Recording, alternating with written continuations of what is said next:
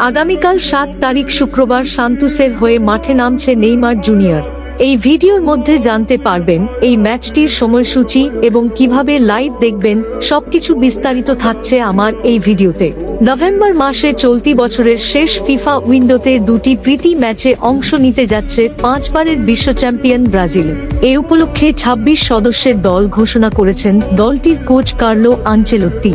তবে আবারও স্কোয়াডে জায়গা হয়নি দলের ব্রাজিলিয়ান তারকা নেইমার জুনিয়রের। চোট ও ফিটনেস সমস্যা কাটিয়ে জাতীয় দলে তার ফেরার সম্ভাবনা ক্রমেই ক্ষীণ হচ্ছে বলে ইঙ্গিত দিয়েছেন আনচেলোত্তি। দল ঘোষণার সময় নেইমার প্রসঙ্গে আনচেলোত্তি বলেন, আমি তার সঙ্গে কথা বলেছি, দেখা যাক সে কবে চোটমুক্ত হয়ে ফিরতে পারে। পুরো বিশ্বকাপ খেলতে হলে খেলোয়াড়দের উচ্চমানের ফিটনেস থাকা জরুরি। কেউ পুরোপুরি ফিট না থাকলে আমি তাকে দলে রাখবো না। কিন্তু জাতীয় দলে ডাক না পেলেও আগামীকাল তার ক্লাবের হয়ে মাঠে নামছেন নেইমার। এই ম্যাচটি অনুষ্ঠিত হবে আগামীকাল সকাল 6:30 মিনিটে। এই ম্যাচটি লাইভ দেখার জন্য ক্রিফাই টিভি অ্যাপস ব্যবহার করতে হবে।